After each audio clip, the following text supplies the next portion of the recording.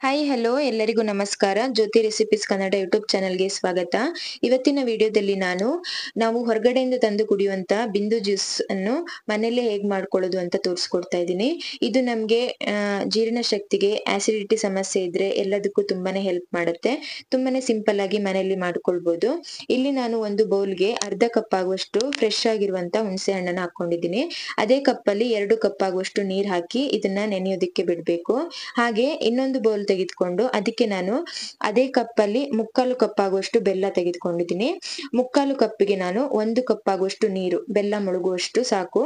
ಇಷ್ಟೇ ಮೆಜರ್ಮೆಂಟ್ ಅಲ್ಲಿ ಮಾಡ್ಕೊಳ್ಳಿ. ಇವೆರಡನ್ನು ನಾನು ಮುಚ್ಚಳ ಮುಚ್ಚಿ 1 ಅವರ್ ಇದನ್ನ ನೆನೆಯೋದಕ್ಕೆ ಬಿಡ್ಬೇಕು. ಆನಂತರ ನಾವು ಇದಕ್ಕೆ ಮಸಾಲೆಗೋಸ್ಕರ ಒಂದು ಮಿಕ್ಸಿ ಜಾರಲ್ಲಿ 1 ಚಮಚ ಆಗುವಷ್ಟು ದೊಡ್ಡ ಚಮಚದಲ್ಲಿ ಜೀರಿಗೆ, 1/4 ಚಮಚ ಓಂ ಕಾಳು, ಹಾಗೆ 3 ಏಲಕ್ಕಿ ಇದಿಷ್ಟನ್ನ ಹಾಕಿ ಗ್ರೈಂಡ್ ಮಾಡ್ಕೊಳ್ಬೇಕು. ಫೈನ್ ಪೌಡರ್ ಆಗಿ ಗ್ರೈಂಡ್ ಮಾಡ್ಕೊಳ್ಬೇಕು.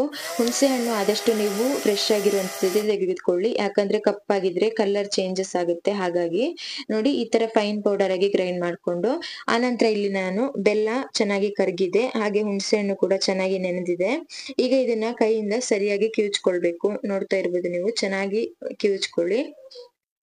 ಕಿವುಚ್ಕೊಂಡ ನಂತರ ಇವಾಗ ಕರಗಿರುವಂತ ಬೆಲ್ಲದಲ್ಲಿ ಇದನ್ನ ಹಾಕೊಳ್ಬೇಕು. ಹಾಕೊಂಡು ಇದಕ್ಕೆ ನಾವು ಸ್ವಲ್ಪ 1/4 ಗ್ಲಾಸ್ ಆಗುವಷ್ಟು ನೀರ್ ಹಾಕೊಳ್ಳಿ. ಹಾಕೊಂಡು ಅದನ್ನ ಅದರಲ್ಲಿ ಹಾಕಿ ಆನಂತರ ನಾವು ಪೌಡರ್ ಮಾಡಿಟ್ಕೊಂಡಿರುವಂತ ಜೀರಿಗೆನ ಪೌಡರ್ನ ಹಾಕೊಳ್ಬೇಕು. 2.5 ಚಮಚ ಆಗುವಷ್ಟು ಆಗಿತ್ತು. ಆನಂತರ ಒಂದು ಅರ್ಧ ಚಮಚದಷ್ಟು ಉಪ್ಪು ಹಾಕ್ಬಿಟ್ಟು ಚೆನ್ನಾಗಿ ಮಿಕ್ಸ್ ಮಾಡಿ ಇದನ್ನು ಕೂಡ ಒಂದು ಅರ್ಧ ಗಂಟೆ ನಾವು ಹಾಗೆ ಬಿಡ್ಬೇಕು. ಹೀಗೆ ಬಿಡೋದ್ರಿಂದ ಆ ಜೀರಿಗೆ ಫ್ಲೇವರ್ ಎಲ್ಲ ಚೆನ್ನಾಗಿ ಸ್ಪ್ರೆಡ್ ಆಗುತ್ತೆ. ಇವಾಗ ಇದನ್ನ ಒಂದು ಸ್ಟ್ರೈನರ್ ಅಥವಾ ಈ ತರ ಟೀ ಸೋಸೋದು ಯಾವ್ದ್ರಿಂದನಾದ್ರೂ ಚೆನ್ನಾಗಿ ಈ ತರ ಸೋಸ್ಕೊಳ್ಬೇಕು. ಸ್ವಲ್ಪನೂ ಅದು ಏನು ನಮ್ಗೆ ಬಾಯಿಗೆ ಸಿಗ್ಬಾರ್ದು. ಕುಡಿಯುವಾಗ ನಾವು ಹೊರಗಡೆಯಿಂದ ತಂದು ಕುಡಿತೀವಲ್ಲ, ಅದೇ ತರ ಫೀಲ್ ಕೊಡ್ಬೇಕು. ಹಾಗಾಗಿ ತುಂಬಾ ಕೇರ್ಫುಲ್ ಆಗಿ ಈ ತರ ಸೋಸ್ಕೊಳ್ಳಿ.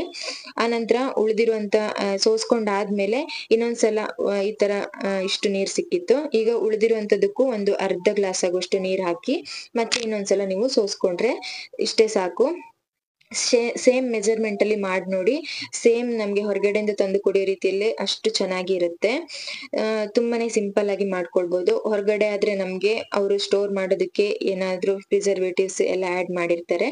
ಮನೆಯಲ್ಲಿ ಆದ್ರೆ ತುಂಬಾನೇ ಹೆಲ್ದಿ ಆಗಿ ಇರುತ್ತೆ. ಮಾಡ್ಕೊಂಡ್ರು ಮಕ್ಕಳಿಗೂ ದೊಡ್ಡವರಿಗೂ ಎಲ್ಲರಿಗೂ ಯಾವಾಗ್ಲಾದ್ರೂ ಆಸಿಡಿಟಿ ಸಮಸ್ಯೆ, ಡೈಜೆಷನ್ ಪ್ರಾಬ್ಲಮ್ ಅಂತ ಟೈಮಲ್ಲೆಲ್ಲ ಮಾಡ್ಕೊಂಡು ಕುಡಿಬಹುದು.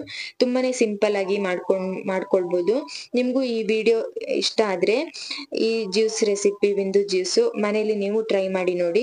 ಸೇಮ್ ನಿಮ್ಗೆ ಹೊರಗಡೆಯಿಂದ ತಂದು ಕುಡಿದ ರೀತಿಯಲ್ಲಿ ಫೀಲ್ ಆದ್ರೆ ಕಮೆಂಟ್ ಮಾಡಿ, ತಪ್ಪದೆ ಕಮೆಂಟ್ ಮಾಡಿ. ಹಾಗೆ ವಿಡಿಯೋಗೆ ಒಂದು ಲೈಕ್ ಮಾಡಿ, ಸಬ್ಸ್ಕ್ರೈಬ್ ಮಾಡ್ಕೊಂಡು ಪಕ್ಕದಲ್ಲೇ ಆಲ್ ಅಂತ ಆಪ್ಷನ್ ಕ್ಲಿಕ್ ಮಾಡಿ. ಇದರಿಂದ ನಾವು ಮಾಡೋ ಎಲ್ಲಾ ರೆಸಿಪಿ ವಿಡಿಯೋಗಳು ನಿಮಗೆ ಫಸ್ಟ್ ನೋಟಿಫಿಕೇಶನ್ ಬರುತ್ತೆ. ಹಾಗೆ ವಿಡಿಯೋನ ಕೊನೆವರೆಗೂ ನೋಡಿ ಸಪೋರ್ಟ್ ಮಾಡಿ. Thank you for watching. ಮತ್ತೆ ಇನ್ನೊಂದು ವಿಡಿಯೋದೊಂದಿಗೆ ಸಿಗೋಣ. ಬಾಯ್ ಬಾಯ್.